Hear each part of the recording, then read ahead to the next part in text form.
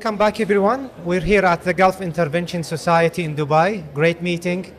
And today we have another roundtable discussion at GIS Dubai. And with me are two distinguished colleagues, Dr. Hussam Noor from the Kingdom of Bahrain and Dr. Waqar Ahmed from Jeddah, the Kingdom of Saudi Arabia.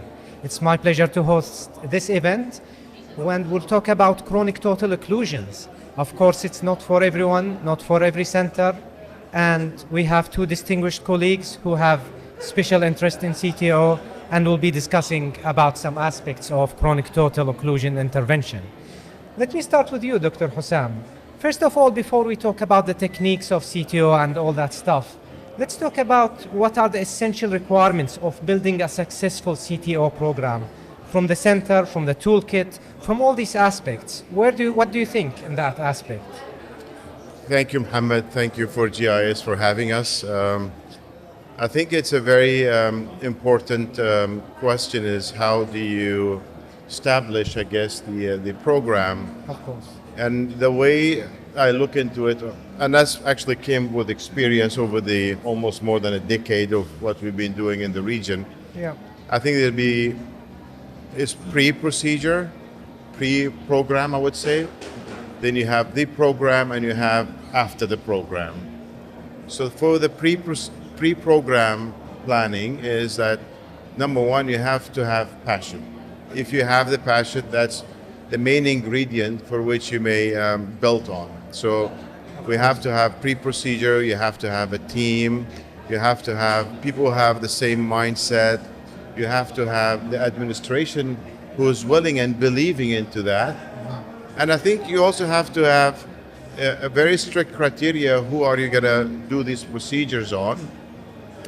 And of course, a lot of training, learning, working with colleagues around the region, within your own institution, building it up. That is all the work. I think the majority of the work is before doing the procedure.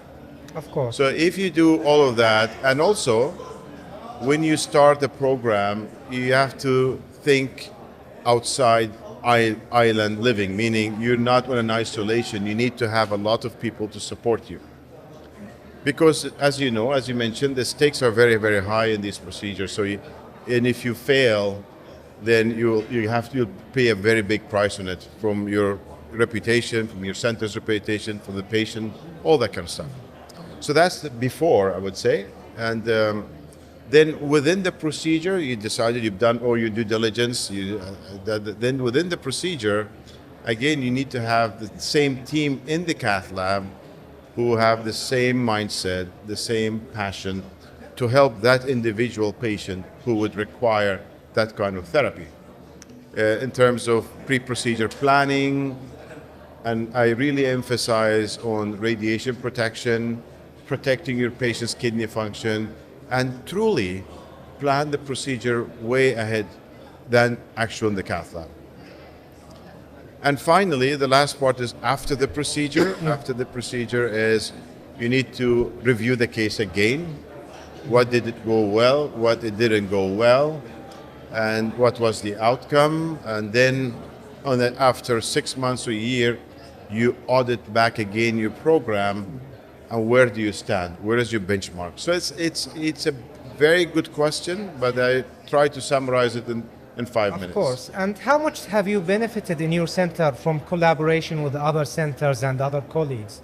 Well, absolutely. I think when we started, I started in 2000, I think 10 or 11, and I got help from people around the world. And then there was a passion.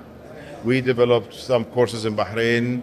Waqar did some in Saudi Arabia, some in Sharjah. And we got the people who have the same mindset in which we think, and there are some newer colleagues who came and trained as well, in Kuwait as well, in Oman, so in Qatar. So we did form this, I think it came by natural selection. So everybody had an interest, we got together and we work together. So we certainly do that on a very frequent basis. Waqar would call me and this is what it is, what shall we do? And we do have actually a group of doctors from the region together in which we discuss cases not infrequently. So that's on the personal level.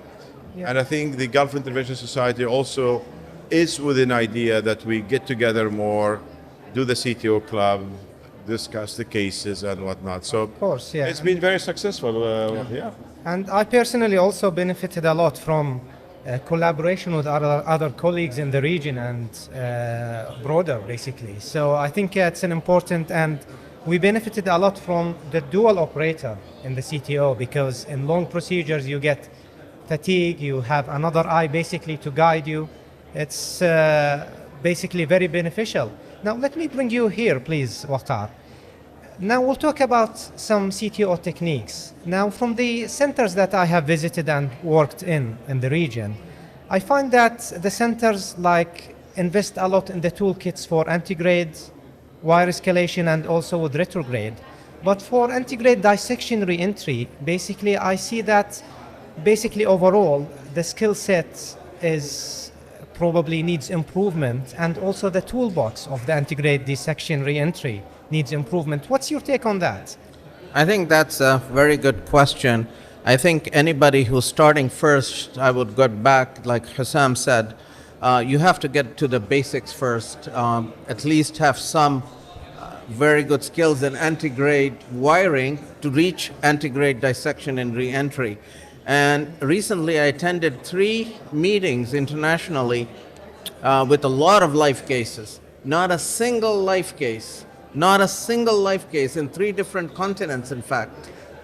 Asia, Europe, and America, they did a single case of antigrade dissection re-entry. And Hussam will remember in 2014, 15, 16, this used to be very big. And the main device for it has not improved, has not changed. And one of the things that has prevented this use of ADR technique is the price of the device. And that has essentially unchanged and not changed. And meanwhile, antigrade wiring has improved, and I will name by name, the Gladius wires and the Gaia family of wires has changed my antigrade success rates completely. And of course, there are wires now for retrograde as well. So a CTO operator should be cognizant of all the techniques, but the majority of the techniques, 70% of the time, is antigrade wiring. And if you want to bring other techniques that somehow are now coming up more and more, is we just saw that at TCT, STAR, and investment. Yeah. So that is a good staged procedure technique. So those are probably we're going to see more of it, because in resource limited situations, and you don't have the facility to do ADR, and you don't have the experience to go retrograde, you could do a STAR, which is subintimal tracking and re-entry, mainly because of the Gladius MG wire in our area and Mongo in US, and then follow that with ballooning, bring the patient back, and then reassess the situation. Yes, I agree. That's had a great impact on the way that we do these procedures. And I've also noticed there are some microcatheters that do assist basically the re-entry. Probably we're underutilizing them. Hopefully we'll see them more if that is a good tool, basically good in the toolbox that we need. And I know few people are developing special re-entry techniques. The Japanese use a lot of what they call TD-ADR, tip detection ADR, using IVUS. I have not used it, I'll be honest. And people are trying to develop a catheter that will have a microcatheter with an IVUS catheter built in. We'll see. That will be interesting to see. Yeah. Now, let me bring you back here, Hussam. What do you think about the role of CT in procedural planning and also in patient selection? I remember one case that we did have a CT on, and we decided based on the CT, for example, that the distal vessel is basically of no use. So we did not offer the CTO intervention based on that. Now we do have some features that are introduced to our labs, probably that we still lack the experience in utilizing them, like the fluorofusion, integrating basically the CT images into the screen in our cath lab. What do you think the future landscape like in that? I think a very good question, Mohammed. CT is coming very strong in this field, and not only in CTO space and many other coronary space. As you know, for example, in the very simplistic way, not even going to the CTO, I think there is currently the role of diagnostic angiography should be obsolete. I mean, you have a good CT reader and a good CT machine. That CT actually would give you the anatomy and physiology and morphology in which you can do the planning, as we discussed. I mean, everything is about the planning.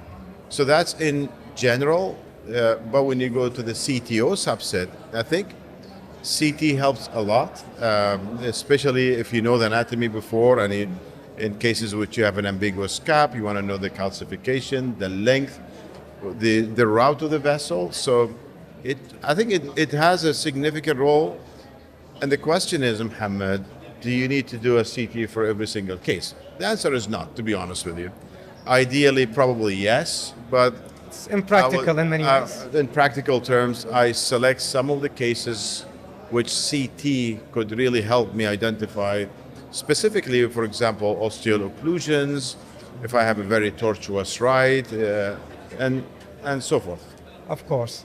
Now, back to you, Waqar. Yes. Sorry, did you want to add No, anything? I wanted on to that? add two things about CT.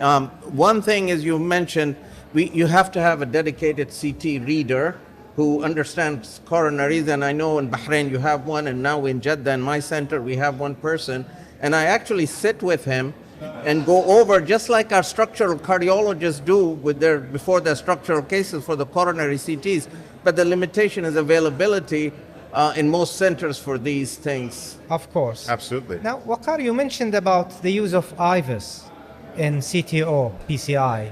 Do you think that we are underutilizing IVUS in CTO in general? It's a very good question. I think IVUS in general is underutilized in the entire interventional field. Just by numbers, the international numbers are 3 to 6% use of IVUS. UK numbers are getting better. And the only reason, and this is honestly, in Japan, the numbers are so high, is that the hospital and the physicians are reimbursed directly for IVUS use. So that's one. And CTO is now definitely a complex procedure. And now it's in Europe, it's a 1A for complex procedures, and CTO is one of the most complex procedures. So IVUS has a number of uses for in CTO. The least of one, the most common one is just stent sizing and optimization, detection of calcium, modification of the lesion. But there are other things, which is IVUS guided entry Puncture, into yeah. a cap and re-entry, as well as assessing where you re-entered and how much you are subintimal extra plaque. So, but it is definitely underutilized. Of course, and the extramural hematoma Yep. extension and all of that. But there is also a use of IVUS in CTO with staged procedure. I want to know, like, how often do you do staged procedures just for IVUS? We know once we open the blood vessel, you sometimes could undersize. The stents might be opposed. However, like, the vessel will grow. How I much agree. like Because I work in a very good public setting, I bring a lot of my patients back, and specific admission is for IVUS optimization, and these vessels are definitely negatively remodeled, and almost always I have to upsize the stent, add another stent as the vessel has now grown bigger. Especially, I'm doing more and more investment procedures now. Of course, I agree. Let me add to that. I mean, when you talked, Mohammed, at the beginning, how do you establish a CTO program? And that's one of the important points that Waqar said. Okay, you're not done with the end of the procedure. There is a procedure that he can do to optimize it better for the long-term outcome. So that's one of the things that you do when you build up a CTO program. Great. Thank you both. That was a great welcome. discussion, very insightful. And I know that we could talk about CTOs forever, but we have to bring it to an end here. Thank you again. And thank you for your attention. As you saw, basically that CTO intervention, it's not only about heroics, but it's about having a good structure in place and a good system with a good centers and operators.